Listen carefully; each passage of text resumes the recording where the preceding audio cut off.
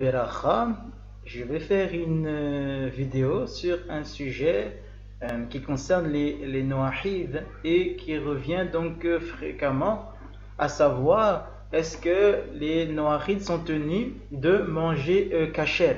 D'accord? Alors, moi j'ai pu remarquer dans mes nombreux débats et échanges avec des messianiques que ils font beaucoup la promotion de la consommation de la cacherouf auprès donc des goïms. D'accord? Et ils emploient donc des arguments qui sont tirés de leur Nouveau Testament une distorsion de certains donc textes de la tradition juive pour convaincre les non-juifs et les noahides et les goïms en général de respecter donc la cacherouf en leur disant que c'est ce que Dieu veut et que c'est une manière de se rapprocher de Dieu parce qu'il a donné un commandement de manger kasher dans le Lévitique chapitre 11 et que on voit déjà, ça c'est l'argument le plus important qu'ils donnent souvent, ils vont vous dire qu'on voit déjà dans le livre de Bereshith lui-même, au chapitre 7, le verset 2, que Noah, il connaissait déjà la distinction entre les animaux purs et les animaux impurs. Donc, s'il y avait déjà une distinction entre animaux purs et animaux impurs à l'époque de Noah, ça veut bien dire donc que Noah, il mangeait déjà kasher. Et il ne mangeait donc pas les animaux qui n'étaient pas purs. D'accord? Donc ça, c'est l'argument tel qu'il est généralement donné par les messianiques, les nazaréens, etc., etc. Et ils croient tirer des preuves aussi de Actes chapitre 15 dans leur Nouveau Testament, etc., etc. Alors, j'ai remarqué également que beaucoup de Noahides qui ont quitté les mouvements messianiques parce qu'ils ont compris la supercherie de ces mouvements-là, ont quand même gardé dans un fond de leur esprit qu'ils devraient manger kasher, c'est ce que Dieu veut, et on voit dans le Bereshit que Noah mangeait déjà kasher, etc., etc. Quand? Alors, je fais cette vidéo justement pour clarifier donc la chose de façon à ce qu'il n'y ait plus d'ambiguïté. En fait, il faut savoir que il y a un problème dès le départ avec ce raisonnement-là. Et c'est quoi ce raisonnement? C'est quoi qui est mauvais avec ce raisonnement? C'est que ce raisonnement dit se baser sur des textes du Tanakh, mais en réalité, ceux qui citent ces textes-là, ils exposent à tout le monde leur méconnaissance, non seulement de la langue hébraïque, mais également de la signification donc des textes qu'ils citent. Donc ce sont des textes qu'ils balancent comme ça. Moi j'appelle ça donc des versettistes, des gens qui te balancent juste des versets, mais qui ne sont pas capables de te l'expliquer dans le contexte et dans sa phraséologie hébraïque, etc., etc. Mais ils te balancent juste des versets comme ça, en pensant que la manière dont ils l'ont traduit est conforme donc à la pensée qui se sont fait de ce verset-là. Mais c'est totalement faux. Alors, le problème, il survient tout simplement parce que les termes hébreux qui sont employés dans ces textes-là n'ont pas été bien traduits. Et en réalité, c'est normal, parce qu'en fait, ces mots hébreux-là n'ont pas de réelle correspondance dans n'importe quelle autre langue du monde. D'accord? Donc, quand les gens ils voient le mot tahor, généralement, ils traduisent ça par pur. Et quand ils voient le mot tamé, ils traduisent ça donc par impur. Sauf que les notions françaises de pureté et d'impureté n'ont rien à voir avec les notions hébraïques de pureté et d'impureté. C'est pour ça que les termes de tahor et tamé ne peuvent pas réellement se traduire par pureté et impureté. Ce sont des notions qui sont beaucoup plus profondes que ça. C'est pour ça que dans ce contexte-là, les mots hébraïques tahor et tamé ne doivent pas être compris de la façon dont on les traduit communément en français. D'accord? Il faut penser d'une manière donc hébraïque parce que les textes ils ont été composés dans la langue hébraïque. D'accord? Or, les termes de tamé et de tahor dans le contexte des animaux, ça se réfère en réalité à la source spirituelle d'où cet animal a été créé. D'accord? Ça ne se réfère pas au fait de savoir si le consommer est autorisé ou interdit. D'accord? On parle de la source spirituelle. D'accord? Il y a des animaux dont la source spirituelle est hors limite pour les juifs. D'accord?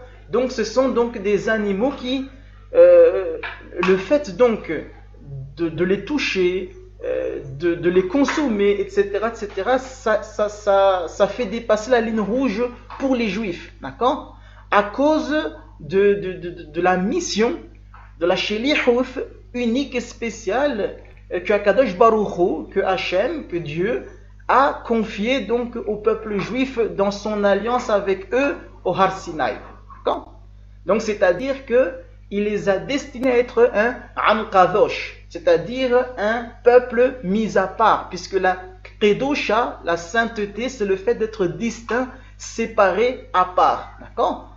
D'ailleurs, ça fait partie des prophéties du Tanar dans la paracha Balak, puisque là-bas, c'est écrit que Enam levada dishkon, donc ce peuple demeurera donc solitaire. Avec les goïms, il ne se mélangera pas. D'accord? Donc déjà, les noahides ou les goïms qui veulent prendre sur eux des miswaf qui incombent aux juifs, ils sont en train en fait de renier cette kedusha-là que Akadosh Baruch Hu n'a déposé que sur les juifs. D'accord? Le fait d'être un peuple qui est mis à part. D'accord? Et donc, ils sont en train de s'approprier ce qui ne leur a jamais été donné. D'accord? Puisque c'est le Ham Israël qui est destiné à être à part, pas le reste des nations. Le Ham Israël, il doit être à part des nations. Par conséquent, comme l'explique très bien le Rambam dans son Mishneh Torah, dans ce monde-ci, il n'existe que 3 voies possibles. Ou bien quelqu'un reste dans son ancienne religion, ou bien quelqu'un décide de devenir un Noahide, et donc de se tenir aux lois noahrides qui lui incombent, ou alors il fait le 3e choix de se convertir et donc là d'être pleinement un juif. D'accord? Mais tu ne peux pas rester dans ta religion, par exemple le christianisme, et adopter des pratiques du judaïsme. Tu ne peux pas être un noahide et te prendre pour un juif. Non, ton identité doit être claire. D'accord? C'est pour ça qu'Akadosh Baruch Hu, il refuse les mélanges.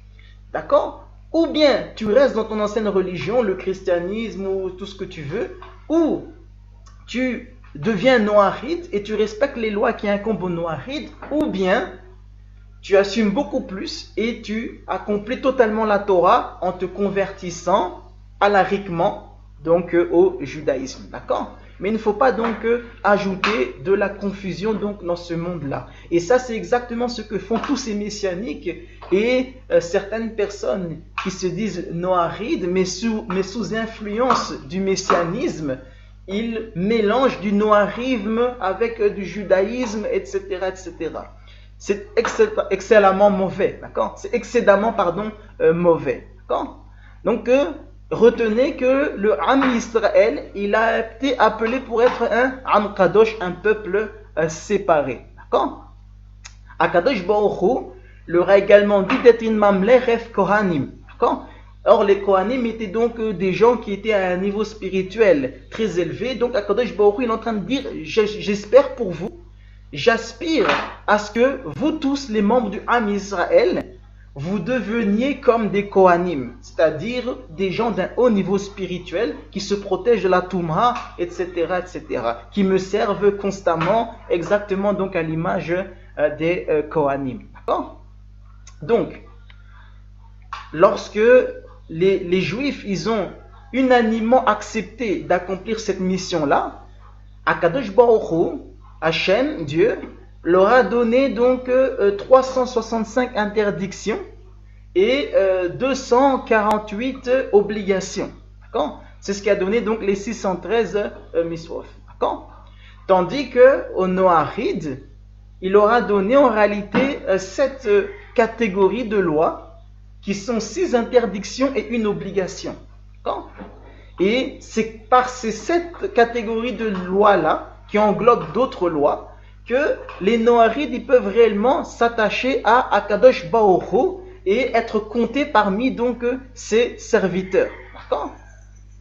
Donc, mais le Am Israël, c'est le peuple qui Akadosh Baruch Hu lui-même s'est acquis pour lui-même en les faisant sortir donc de l'esclavage lors de la Yetziat Mitzrayim, de la sortie donc d'Égypte. D'accord? Donc, ça c'était donc un préambule qui était très important donc à poser avant que l'on ne rentre dans le vif du sujet. D'accord?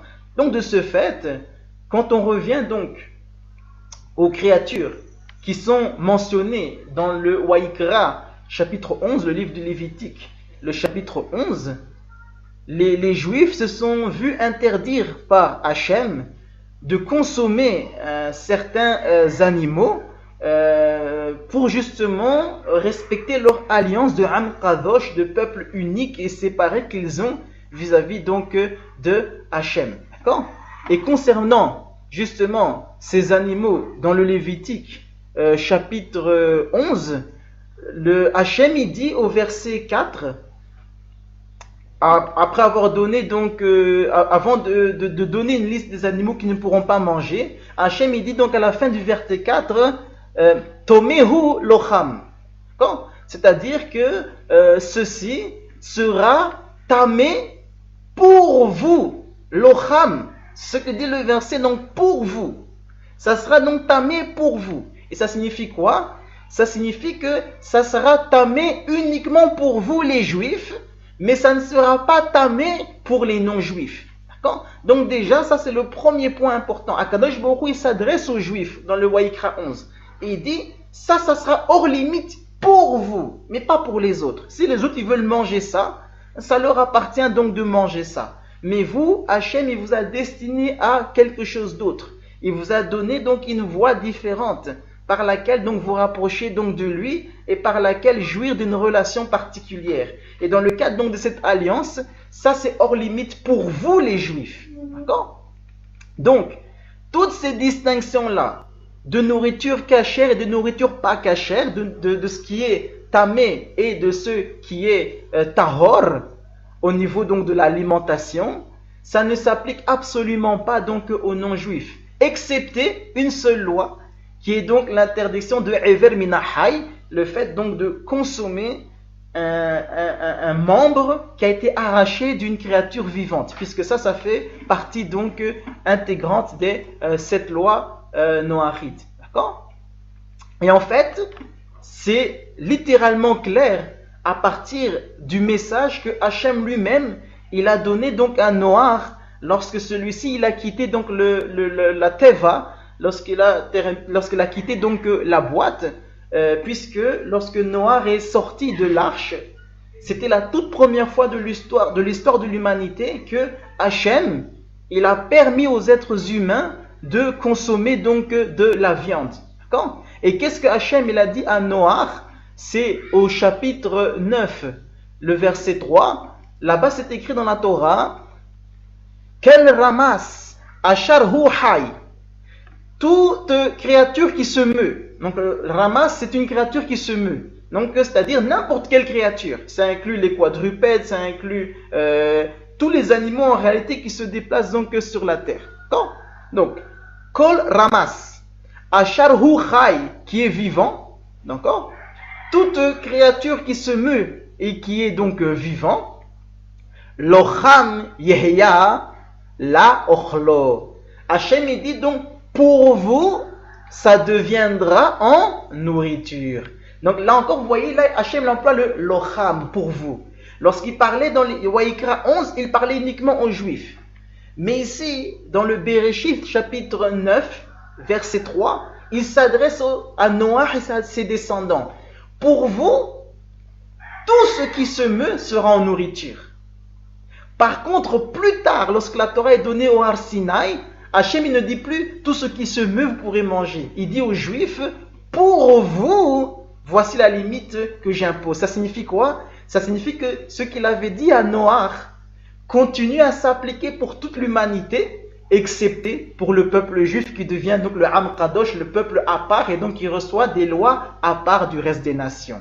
D'accord? Donc ici, Noach, on lui a dit que le ramas hachar uchay, tout ce qui se meut et qui vit, locham yihya la ochlo. Pour vous, ça sera donc en nourriture. D'accord? Kayaraq Isab. Exactement comme la verdure de l'herbe. Non, exactement comme donc les végétaux. Nofatilocham afkel. Je vous ai tout donné. D'accord? Donc c'est tout sans aucune exception. Évidemment, il y a une exception qui est donc ce qui n'est pas comestible, ce qui ne se mange pas parce que c'est du poison ou si jamais il y a de l'allergie, effectivement. Mais là, Kadosh Baruch Hu, il a dit tout.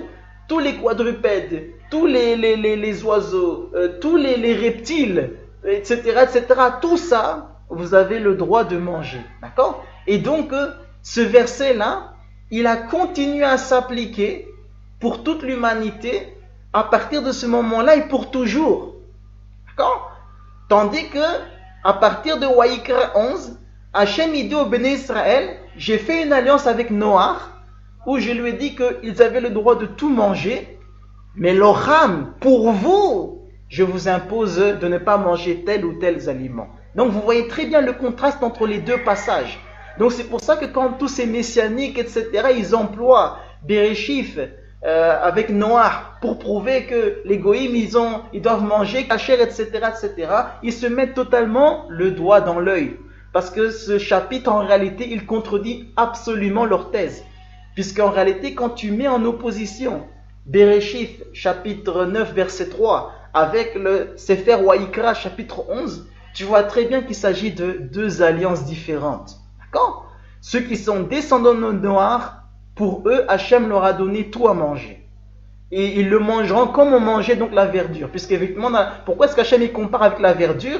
Tout simplement parce que quand il avait donné à Adam la permission de manger toute la verdure, c'était pas un tout qui était littéral. Le tout, ça inclut en réalité toute verdure qui se mange. D'accord? Puisqu'on sait très bien qu'il y a de la verdure qui contiennent du poison et qui ne sont donc pas comestibles pour l'être humain. Eh bien, c'est exactement la même caractérisation qui a lieu ici dans Bereshith chapitre 9. C'est-à-dire que quand Hachem leur dit tout ce qui se meut, c'est tout excepté ce qui peut contenir donc du poison et qui est donc extrêmement nocif pour la consommation donc humaine ou en cas d'allergie et ce genre de choses-là. D'accord? Donc, c'est très très important de comprendre cette notion. Par conséquent, ce n'est pas de la droiture de prendre sur soi le commandement juif de se séparer rituellement de la consommation donc d'animaux qui sont donc tamés. Pourquoi? Parce qu'en réalité, si vous dites aux gens que en tant que noachide, vous avez l'obligation de manger kasher parce que ça fait partie de l'alliance qu'Hachem il a fait dans Lévitique chapitre 11, ou parce qu'on voit que Noach, dans le Bereshith chapitre 7, il connaissait déjà la différence entre pur et impur, etc. C'est qu'on doit donc consommer des animaux qui sont uniquement donc tamés. En réalité, quand vous dites ça, vous êtes en train donc d'assumer quelque chose que Hachem ne vous a jamais ordonné, et ça, c'est l'équivalent de créer votre propre religion. D'accord? C'est une religion donc créée par des mains d'hommes. D'accord? Et ça, il y a beaucoup de gens qui sont coupables de ça. Ils ont une logique qui croit être bonne, mais en réalité, leur logique va à l'encontre de la parole d'Hachem. Et pourquoi ils se maintiennent dans cette logique? Parce que dans le fond, ils considèrent que ce n'est pas juste que Hachem il ait donné les lois de Kashrut uniquement aux Juifs et qu'il ne les ait pas données à nous. Par conséquent, nous on va réparer cette injustice-là en disant qu'on se doit maintenant de manger kasher, etc. En réalité, vous êtes en train d'aller en guerre contre la parole d'Hachem elle-même. Vous faites partie des falsificateurs. D'accord? Par conséquent, vous êtes en train de vous créer votre propre religion. Et ça, c'est interdit. Parce qu'Akadosh Baruch Hu, il a averti dans sa Torah qu'il est interdit d'ajouter quoi que ce soit à la Torah, ni d'en soustraire quoi que ce soit. Non. Hachem, il a donné donc 7 catégories de lois pour les Noachides et 613 mitzvot pour les Juifs. D'accord? D'ailleurs, sachez en plus que les gens qui enseignent ce genre de choses-là, ils se mettent carrément le doigt dans l'œil, puisque dans la Torah elle-même, Hachem il a donné une loi aux Juifs, qui est que les Juifs se doivent donc d'égorger leurs animaux d'une certaine manière. Mais si jamais ils ont une nevela, c'est-à-dire un animal qui est mort par un autre procédé que la shechita. Par exemple, ils ont fait une shechita, l'animal, la shechita l'a raté et l'animal est mort donc de ses blessures et non pas de la shechita. Ou l'animal est mort de maladie, ce genre de choses-là. C'est ce qu'on appelle une nevela. Que dit la Torah? C'est un verset que tous ces messianiques, etc., ils n'aiment pas citer. Mais la Torah dit que les Juifs, ils auront le droit de vendre ça, de donner cet animal-là aux gens du dehors. C'est-à-dire aux non-juifs. On a le droit de leur donner. C'est la preuve bien que Hachem n'a jamais dit que les non-juifs aussi devaient respecter les lois de Kashrut. Parce que si les non-juifs devaient respecter les lois de Kashrut, Hachem il n'aurait jamais donné cette loi-là qui permet aux juifs de leur faire manger un animal qui est nevela, qui est mort par un autre procédé que la shechita. D'accord? Donc, ne vous bercez pas d'illusions, parce que sinon vous allez vraiment avoir des problèmes d'identité. Et moi je le vois de mes propres yeux avec beaucoup de personnes qui aiment tellement la Torah, etc., que pour finir, ils commencent à s'inventer une identité juive qu'ils n'ont pas. Et comme ils savent très bien qu'ils ne sont pas vraiment juifs, mais que dans le même temps ils ne se considèrent pas vraiment comme des goïms, ils ont un problème d'identité, ils ne savent pas où se placer. C'est pour ça que rappelez-vous de l'enseignement du Rambam. Il n'y a que 3 voies dans ce monde. Tu adoptes le noarisme, tu restes dans ton ancienne religion, ou alors tu fais l'effort de te convertir au judaïsme. Mais il n'y a pas d'entre deux ni d'entre trois. D'accord? Il faut faire ton choix. Et le choix, il est divisé donc en 3 sentiers. Alors, on a dit tantôt qu'il ne fallait pas adopter sur soi des lois qui n'ont pas été données aux Noarides, mais qui ont été données aux Juifs. D'accord? Mais attention, là on parle du cas de quelqu'un qui accepte sur lui cette pratique-là, sous prétexte que ça serait un commandement de Hachem. Là, tu es un menteur. Mais si tu adoptes une certaine pratique, parce que tu en trouves un certain bienfait moral, ou un certain bienfait pratique, pour toi ou pour ta société, alors ce n'est pas un problème d'adopter sur toi cette pratique-là. D'accord? Parce que tu le fais pour le bienfait que tu as trouvé derrière cette pratique-là. D'accord? Mais ce n'est pas pour l'idée selon laquelle tu es en train d'accomplir une mitzvah. D'accord? Et donc c'est ça qui est la différence entre les deux. D'accord? C'est comme par exemple le fait de donner la sédaqa. Ça ne fait pas partie des 7 lois noarides. D'accord? Mais tu peux très bien faire la sédaqa parce que tu considères que c'est une bonne chose pour faire progresser la société, pour développer l'amour entre les gens, etc. Mais tu ne peux pas dire je le fais parce que la sédaqa, c'est l'obligation qui vient d'Hachem. D'accord? Donc c'est pour ça qu'il faut faire donc cette nuance. Alors, il y a également une autre raison différente pour laquelle Akadosh Baruch Hu, il a parlé à Noah avant donc le Maboul, avant le déluge, dans Bereshit chapitre 7, le verset 2, concernant donc le fait de rassembler des couples ou des pères donc d'animaux et d'oiseaux qui étaient tahor et d'autres donc qui étaient donc tamés. Contrairement à ce que les messianiques disent, c'est pas pour t'apprendre que les lois de Kashrut existaient déjà avant donc le Maboul, etc., etc. En fait, c'est une mauvaise traduction du mot donc tahor par pur. En fait, dans ce contexte-ci, le mot tahor, ça signifie tout simplement que il y a des types de créatures qui ne sont pas tamées, c'est-à-dire des animaux qui ont été créés donc d'une source spirituelle différente, positive. Tandis que les animaux qui sont tamés, ce sont les animaux qui ont été créés à partir d'une source spirituelle négative. Et la raison de cette différenciation entre animaux tahor et animaux tamés, elle devient beaucoup plus claire à partir des instructions que Hachem donne à Noah après le Maboul. Parce que contrairement à ce que les messianiques ils vont vous faire croire, quand Hachem il a parlé de tahor et de tamé avant le Maboul, c'était pas pour prendre des animaux pour manger. Vous le voyez très bien que quand le Maboul est fini et que Noah quitte l'arche, qu'est-ce qu'il a fait? Il a dû apporter un korban en Allah à Kadosh Baruch Hu à partir donc des animaux tahor qu'il avait emportés. D'accord? Ça nous enseigne quelque chose de fondamental. Quand on parlait de tamé et de tahor, ce n'était pas par rapport à la permissivité ou l'interdiction de manger. En fait, cela vient enseigner que lorsque un goy apporte un korban ola à Kadosh Baruch Hu, ce korban ola ne peut pas provenir d'un animal qui est tamé. D'accord?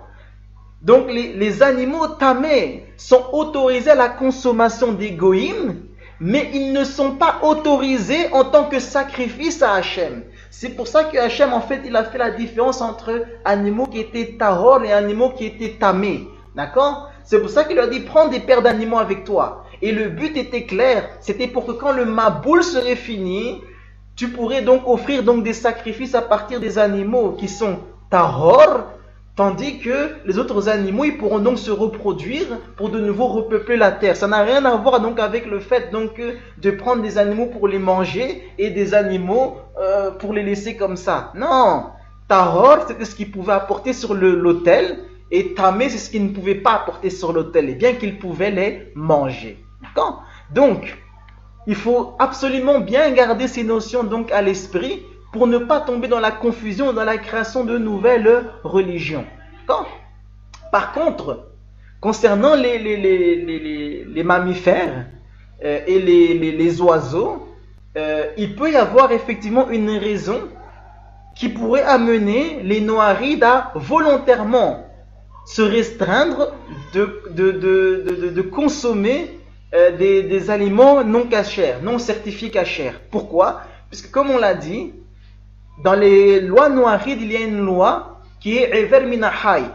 Donc le fait de consommer des membres d'un animal, des membres qui avaient été arrachés d'un animal qui était vivant. D'accord? Donc ça veut dire que par exemple, lorsque un goy fait une shirita, ou qu'il abat donc un animal, il lui est interdit d'arracher une partie de cet animal-là tant que l'animal convulse encore. Donc tant que l'animal est en convulsion, qu'il n'est pas totalement mort, etc., c'est interdit pour un noahide de commencer à couper dans l'animal. Or, dans certaines boucheries, je suis sûr que vous avez déjà vu ce genre de vidéos qui circulent, et il y en a beaucoup, et moi-même j'en ai déjà vu.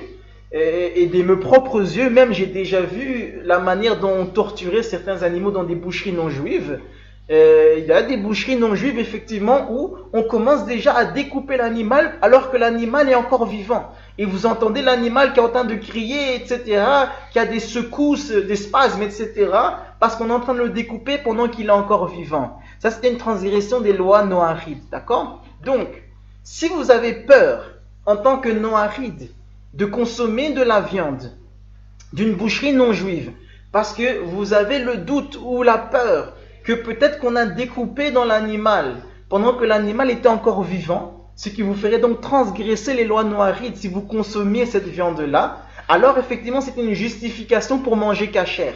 Parce que là, tu ne manges pas cachère parce que tu dis que c'est une loi de Dieu de manger cachère, mais tu manges cachère afin de pouvoir te faciliter l'accomplissement d'une miswa qu'Hachem t'a donnée, à savoir donc le respect de l'interdiction de consommer Ever Minahai, un membre qui a été arraché donc d'un animal qui était donc encore en vie. D'accord?